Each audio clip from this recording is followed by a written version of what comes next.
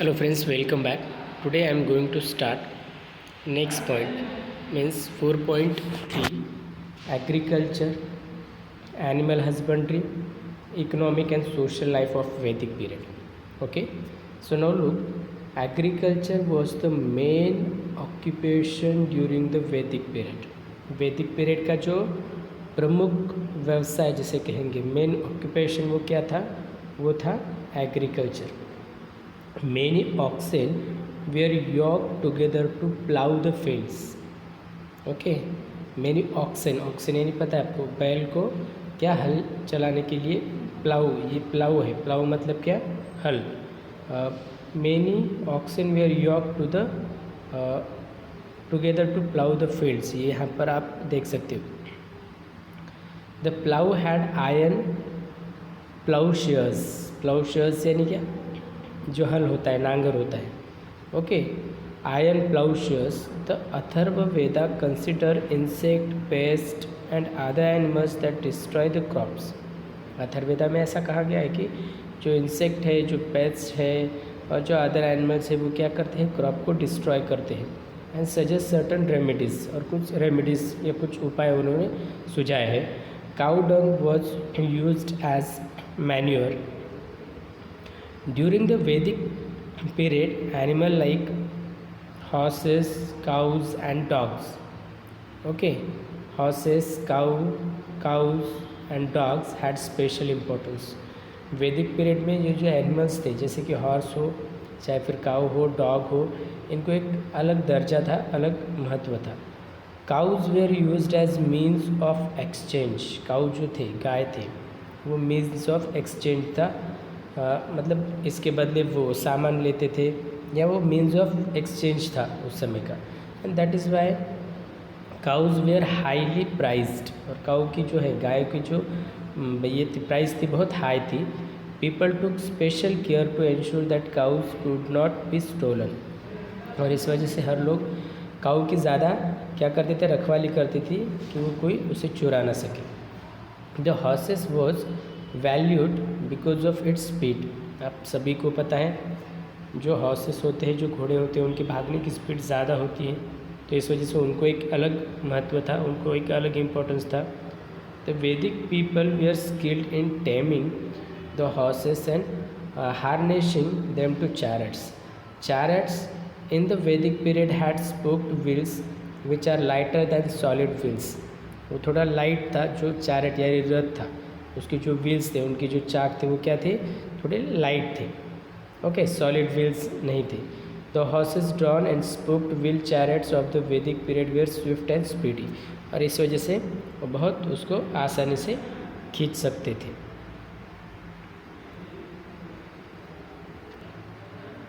Horse power is unit of measuring power. आपको पता है, पावर का यूनिट ऑफ मेजरिंग पावर मतलब बहुत पावरफुल, शक्तिशाली होता है. The rate at which work is done by engine. Now look,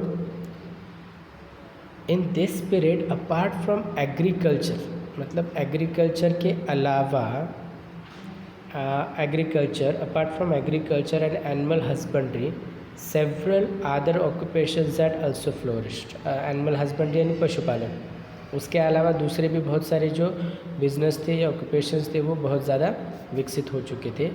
artisans and people practicing various occupations were an important part of social system. They formed independent organization known as shrenis. और उन्होंने एक independent organisation की establishment की, जिसको शेरनिस या guilds नाम से जाना जाता था. Okay, don't forget about this, shrenis और guild. The head of the guild was known as shreshthi. देखो, जो श्रेनिस, ये श्रेनिस है और shreshthi. The head of the guild was known as shreshthi. देखो एक बार फिर से देखो, आर्टिशियंस, ये artisans and people practicing various occupations, मतलब एनिमल हस्बेंड्री और एग्रीकल्चर के अलावा दूसरे भी ऑक्यूपेशंस वो करते थे.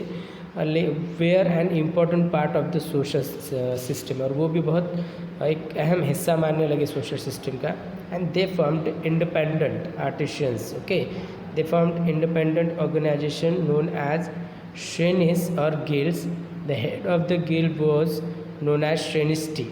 However, slowly the status of skilled artisans become secondary. और इस तरीके से जो आर्टिशियंस है वो सेकेंडरी बन गए. During this period there were 4 varnas. आपने अगर कभी सुना होगा तो ड्यूरिंग वैदिक पीरियड देयर वर 4 वर्णास, ब्राह्मण, क्षत्रिय, वैश्य एंड शूद्र.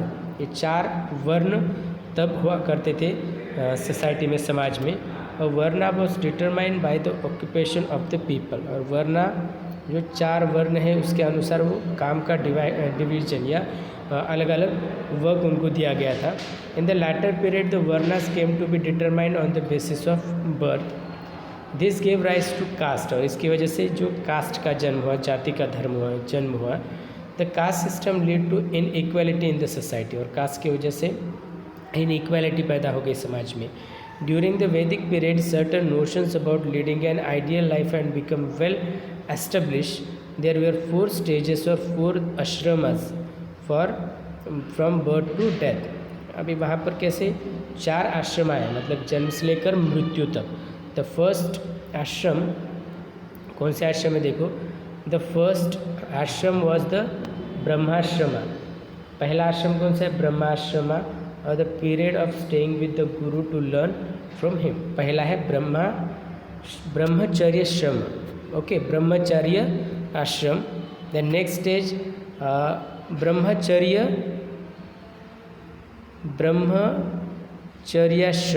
ब्रह्मचर्याश्रम यह है. और ब्रह्मचर्याश्रम वॉज गृहस्थाश्रम. देखो ये पहली स्टेज कौन सी है, ब्रह्मचर्य आश्रम है. उसके बाद जो है ब्रह्मचर्य आश्रम का गृहस्थ आश्रम है. It was expected that during this period a man would carry out his duties towards his family and society. और इस आश्रम जो होता है गृहस्थाश्रम होता है, गृहस्थाश्रम होता है. इसमें जो इंसान है उसको अपने फैमिली के साथ रहना चाहिए.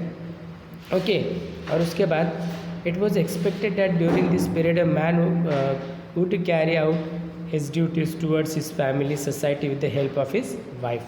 And the third stage was vanaprastha. vanaprastha ये थर्ड स्टेज है. मतलब when a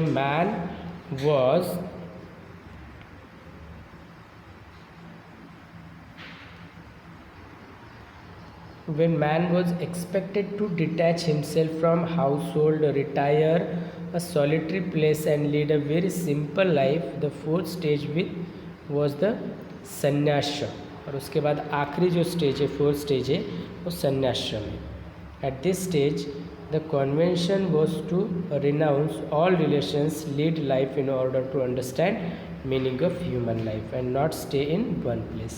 हमने देखें 4 आश्रम होते हैं.